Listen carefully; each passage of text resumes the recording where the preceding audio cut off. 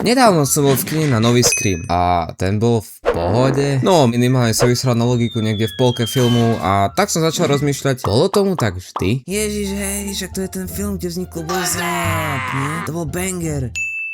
Nie. Prvý Scream je za mňa jeden z najlepších hororov. Veľmi sa mi páči, ako si robí srandu z klišé v hororoch a aj sám ich uplatňuje. Takisto ako je myšlienka, že vrah môže byť úplne hocikto. Dokonca jeden z vás. Pozerám na teba, Shaggy. Film sa začína klasicky telefonátom. Táto blondinka Casey ho zdvihla a potom zložila. Znovu ho zdvihla a potom znovu zložila. A hádajte čo? Znovu ho zdvihla a znovu zložila. Na štvrtý krát, keď zdvihla, tak Ghostface už nemal na ňu nervy a tak na ňu navrieskal. Damn. Akože máme sa mu čudovať. Ja si asi takto nejako predstavujem, že reagujú telemarketéri, keď ich za deň zruší už asi 752 človek. Ale tak na druhú stranu, potom tomu už nezložila, čiže telemarketéri, asi to funguje. Ghostface si chcel zahrať s Casey hru a na jej šťastie stačí len odpovedať na otázky typu hororové filmy. Tie, ako sama povedala, miluje a preto odpovedala na všetko správne. Nie. Casey sa nechala nabetiť na tú najviac primitívnu otázku. Jason!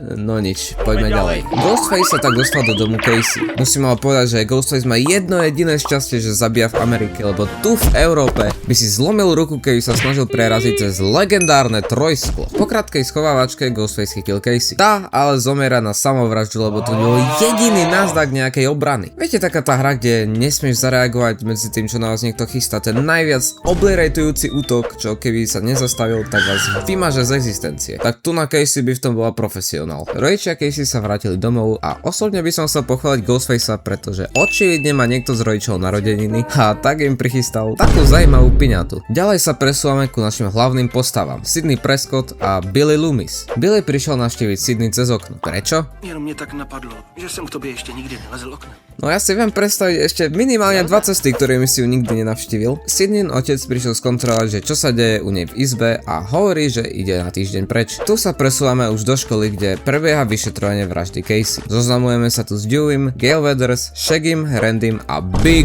B Tatum. Po výsluchu Sidney sa Sidney vracia domov. A povie mi niekto, že prečo vchádza do domu horom, keď následne ide dole aj stopankami? No tá fakt, to si nemohla ísť cez hlavné dvere? Dole si zapla telku, kde sa dozvedáme, že to nie je prvá vražda v meste a že pred rokom jej zažili a znasilnili matku. To ju dostane tak strašne, že zvyšok dňa prespí na gauči. Zobudí ju až telefonát. Keď sme pri tých telefonátoch, tak mne by sa táto vec vlastne nikdy nemohla stať, pretože ja vlastne nikdy nezdvíham telefón. No, minimálne podľa mojich rodičov. Ghostface povedal Sidney, že na ňu čaká pred domom. A tá logicky to musí ísť overiť a tak vyjde von z domu a nechá otvorené dvere.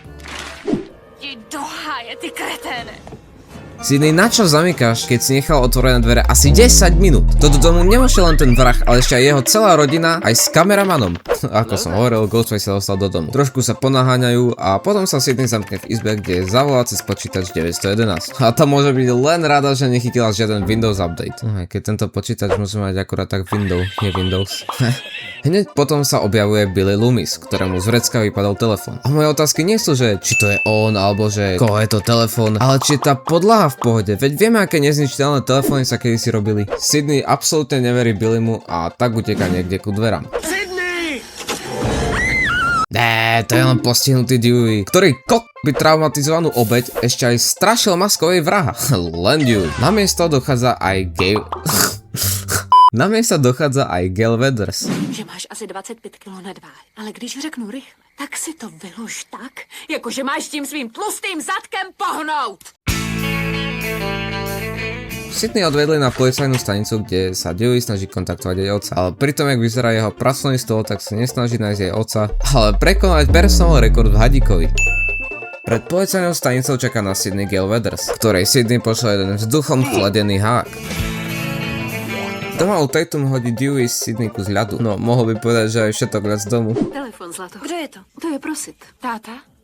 Nemyslím si. Sidney zdvihne telefón a volá Ghostface. Všetci volajú Deweyho a ten pribehne samozrejme neskoro, lebo ten kokot si musel zobrať zbraň. To čo si chcel akože robiť? Rýchlo zložiť?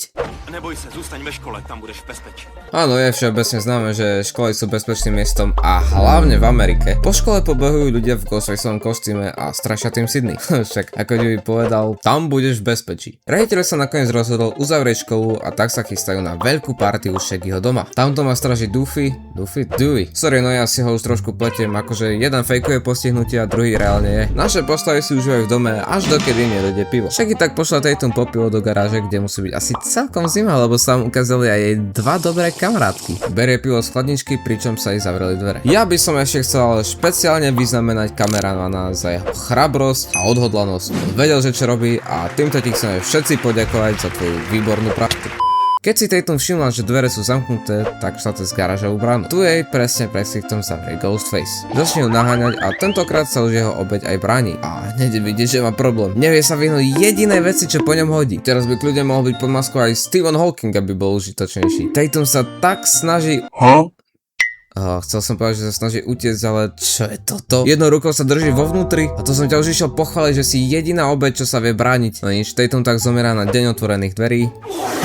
No, poďme ďalej. Medzi tým sa týpci v dome dozvedeli, že zabili riaditeľa. Vraj je niekde vyvesený a tak opití sadli za volant a skoro zrazili Deweyho. To je škoda. Pritom, jak spadli, tak našli nahlásené auto a to bolo Sydneyného otca. V dome napadá Ghostface Billyho, ktorého následne bodol. Hneď potom naháňa Sydney a to má jedno jediné šťastie, že Ghostface je pravdepodobne Dewey, pretože je maximálne neschopný. V kuse pada, vypnul obyčajné dvere. Čo je za vraha? Sydney vďaka tomu vyskakuje z okna a ušla do dodávky Gale. Tam Ghostface zabije kameramana a miesto toho, aby obišiel dodávku, tak radšej bude prenasledovať Sydney. Dewey nakoniec nie je vrah, prekvapivo, a vchádza do domu s cieľom chytiť Ghostfacea. A ja už asi tuším, jak to dopadne. Potom Gale našla mŕtvého kameramana na streche jej dodávky. A klobúk dole tomu, kto ho hore vyťahol, pretože ako Gale sama vravela. Vím, že máš asi 25 kg nedbá. Tak aspoň chytia vraha ľahšie, keď bude celý večer chodiť s paličkou a seknutými krížami. Dewey nečakane prehral boj proti Ghostfaceovi. Nepýtajte sa ma, že jak, pretože neviem, jak je možné, že handicapovaný policajt prehra proti tomu najviac skilľavému vrahovi. Akože je pravda, že čo sa týka grambliavosti sú na tom podobne. Čiže jedno jediné logické vysvetlenie je, že Ghostfaceovi spadol nožik na zem a Dewey spadol na ňo. No a na samom konci ostávajú traja ľudia. Randy, Billy a Shaggy. Sydney nevie, komu má veriť, pretože vrah môže byť úplne hocikto. Překvapení, Sydney. Takže vrahovia boli celý čas dvaja truľovia a nie jeden. Akože od Shaggyho som to asi čakal, ale od Billyho tak to vôbec. Dozvedáme sa, že to oni zabili Sydneynú mamu pred rokom a tentokrát tieto vraždy chcú hodiť na jej otca. Preto sa navzájom dobodajú, aby to vyzeralo uveriteľne. No a po krátkej naháňačke, kde tentokrát Sydney hral Ghostfacea, spoločne s Gale pozabijajú Billyho a Shaggyho. No, musím povedať, že Scream 7 je katastrofa oproti jedničke. Ak by ste chceli, tak sa môžem postupne dostať až ku 7 časom a spolu by sme prešli každý Scream, pretože som veľkým fanúšikom tejto série a vždy sa tam dá niečo vtipné povedať.